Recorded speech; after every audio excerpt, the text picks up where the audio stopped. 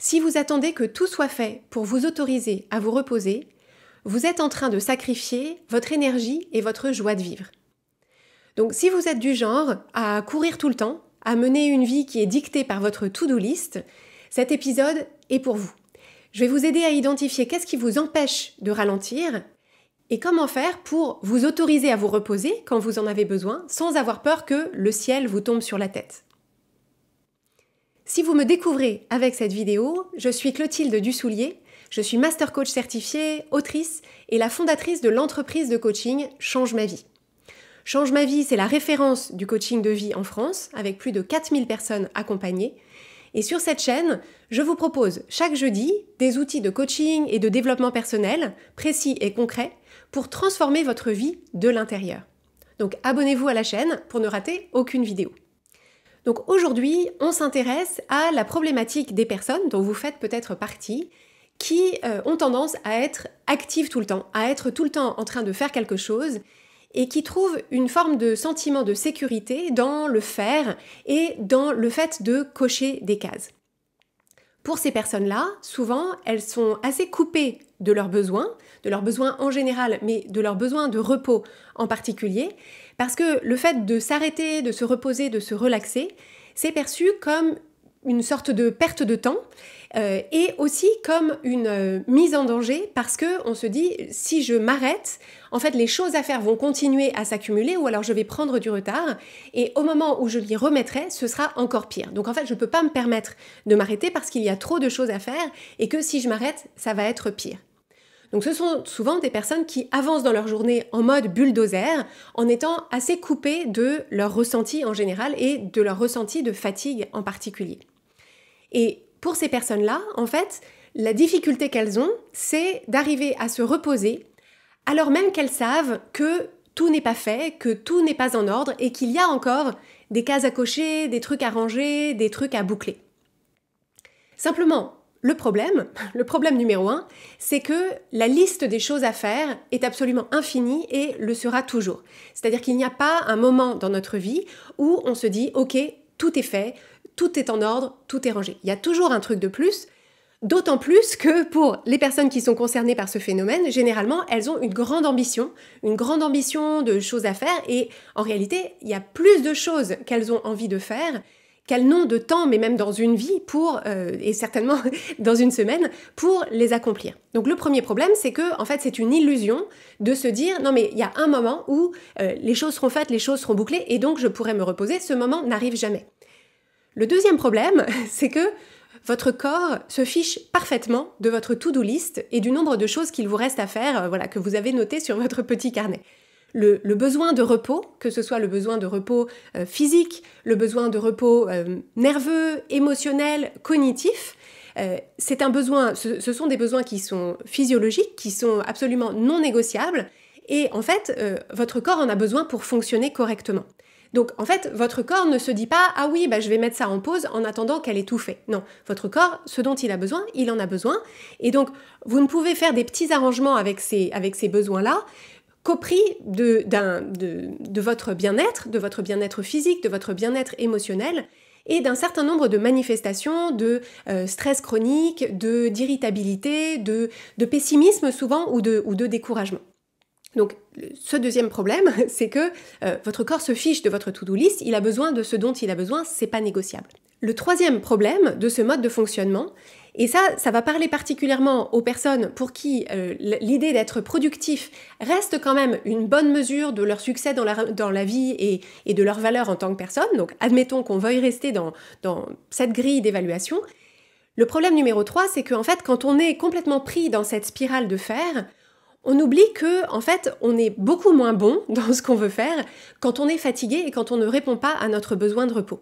Donc, encore une fois, si votre objectif, c'est d'être productif et de faire les choses bien, en réalité, vous ferez les choses bien mieux, avec plus de facilité et plus d'efficacité, une fois que vous vous serez reposé. C'est-à-dire qu'en fait, quand on est reposé, on a accès à des ressources d'inventivité, de prise de hauteur, de priorisation, etc., qui n'ont absolument rien à voir avec celles auxquelles on a accès, et en réalité on n'y a pas accès, quand on est complètement pris dans cette roue du hamster. Donc ça c'est le troisième problème, c'est que en fait, avancer en étant fatigué, c'est une très mauvaise idée, même pour cette idée de productivité. Donc il y a des gens qui ne se rendent même pas compte que en fait ils sont en train de s'épuiser parce que ils font et ils continuent à penser qu'il y a un moment dans le futur où on va pouvoir s'arrêter quand tout sera fait. Mais même pour les personnes qui en sont à ce stade de leur compréhension du problème et qui se disent effectivement j'ai conscience que il faut que je m'arrête même quand tout n'est pas fait. Néanmoins, il reste cette tension difficile à résoudre entre j'ai besoin de me reposer, il faudrait que je me repose, mais cette idée en contrepoint que je ne peux pas.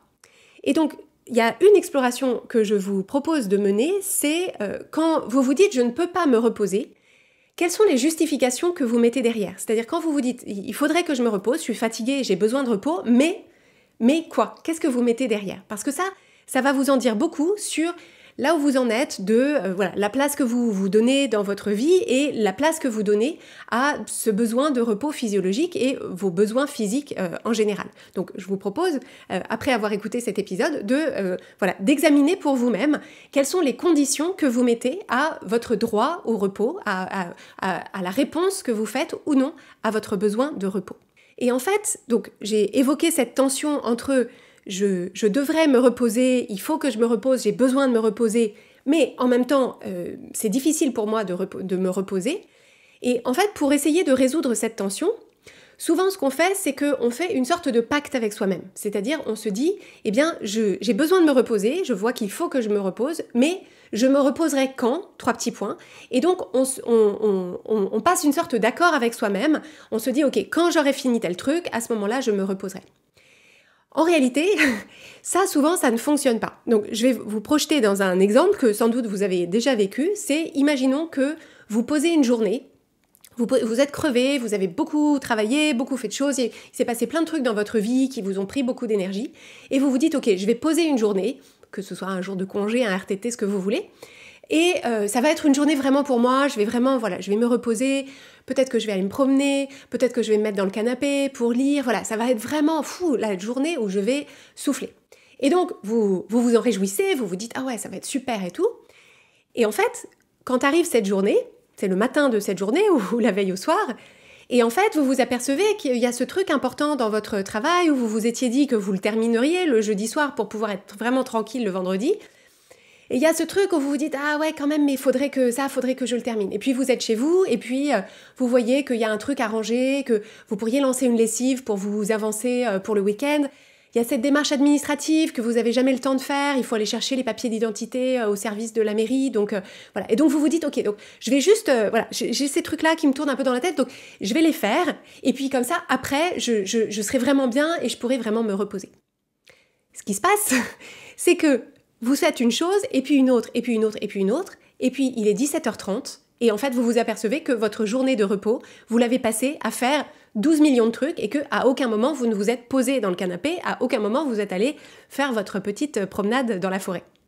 Et donc, en fait, vous voyez que ce mode de pensée qui est le « je me reposerai quand », il est voué à l'échec, parce que même quand vous vous dites de toute bonne foi, je me reposerai quand, en réalité, votre cerveau vous présente toujours ce petit truc de plus qu'il faudrait faire et puis ce petit truc de plus qu'il faudrait faire et donc, en fait, c'est très difficile de s'accorder ces moments de repos quand on y met des conditions.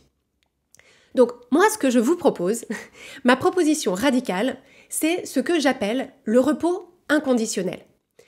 Le repos inconditionnel, ça consiste à se dire, en fait, quand j'ai besoin de repos, je vais m'accorder ce repos sans mettre aucune sorte de condition. Sans mettre aucune sorte de condition, je n'ai pas besoin de mériter ce repos, je n'ai pas besoin d'avoir coché des cases, ou je n'ai pas besoin qu'il y ait un certain nombre de choses dans ma vie ou dans le monde qui soient dans un certain état pour m'autoriser à me reposer. Si j'ai besoin de me reposer, sans condition, je me repose. Et donc, concrètement, en quoi est-ce que ça consiste ?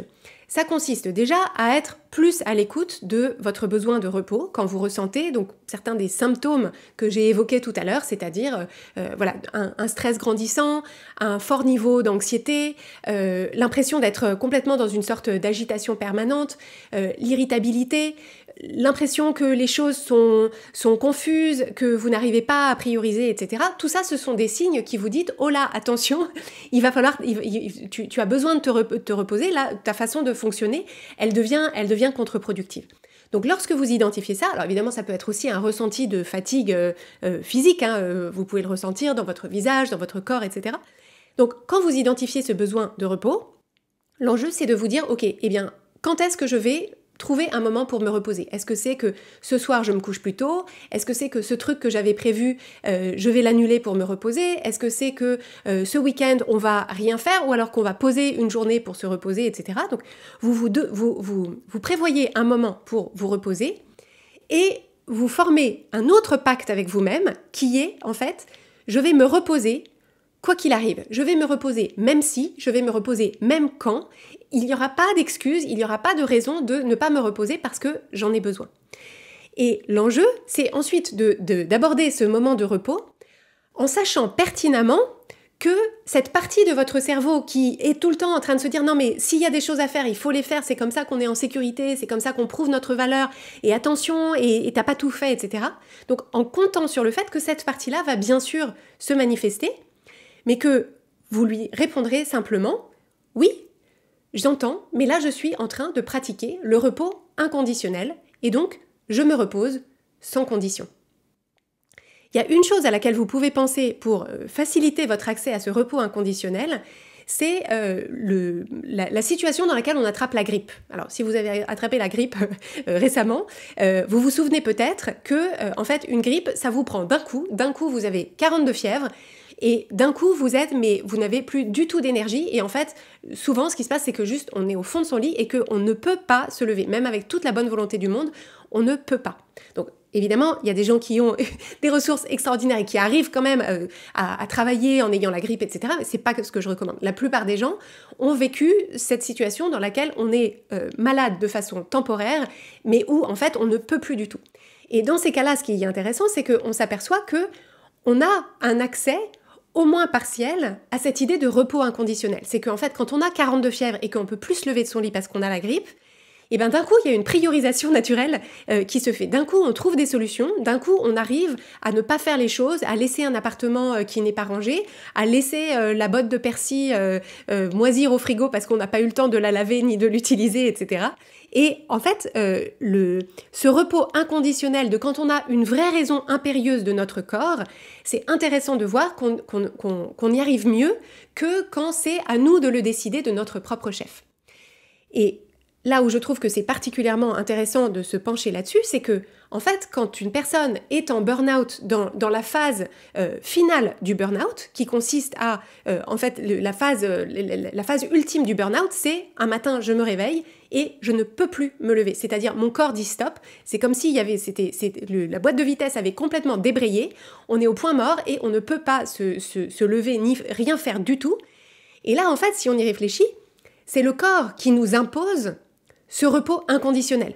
C'est-à-dire qu'on a beau dire, oui, mais il y a ce dossier, oui, mais il y a les enfants, mais en fait, le corps, il a dit, non, stop, repos inconditionnel.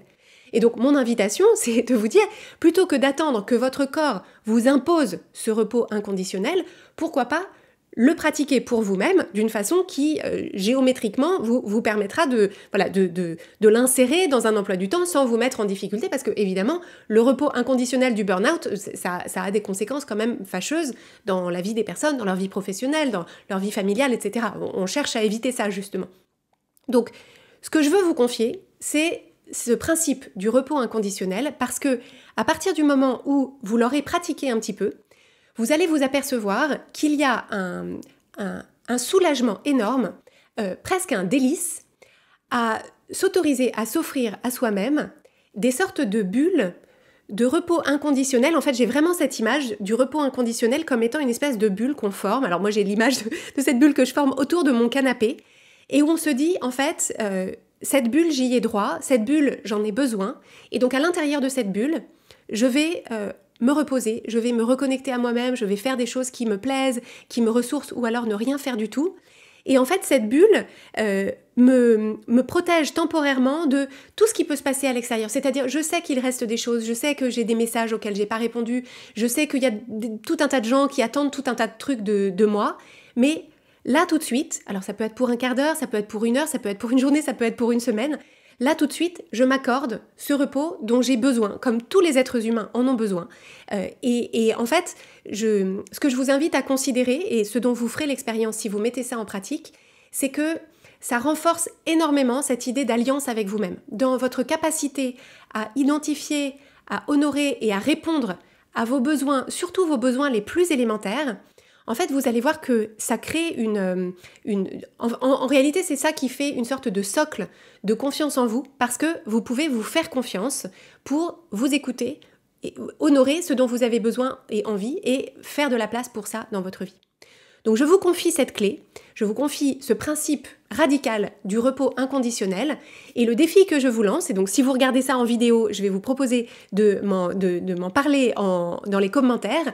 Dites-moi, à quel moment est-ce que vous allez vous proposer, vous lancer le défi de pratiquer ce repos inconditionnel? Faites-le et revenez me dire ce que ça a changé pour vous et de quelle façon est-ce que ce repos a été soit délicieux, soit inconfortable, parce que parfois au moment où on s'arrête, eh bien effectivement on a toutes nos pensées d'anxiété, donc il y a comme ça tout un débat intérieur dans notre tête, ça n'est pas forcément inconfortable du premier coup, mais l'enjeu c'est de vous l'offrir encore, de vous l'offrir encore et encore, de pratiquer pour que ça finisse par être une pratique comme de la même façon que vous ne vous empêchez pas de respirer parce que vous avez des cases à cocher, vous savez que vous avez besoin d'oxygène et que ça c'est un besoin impérieux auquel il faut répondre, et bien que votre besoin de repos, il soit lui aussi non conditionné à ce qui se passe dans votre vie et autour de vous parce que vous en avez besoin, vous y avez droit, comme vous, comme moi, comme chacun et chacune d'entre nous et comme tous ceux qui regardent cette vidéo ou qui écoutent cet épisode. Je vous remercie beaucoup et je vous confie cet outil.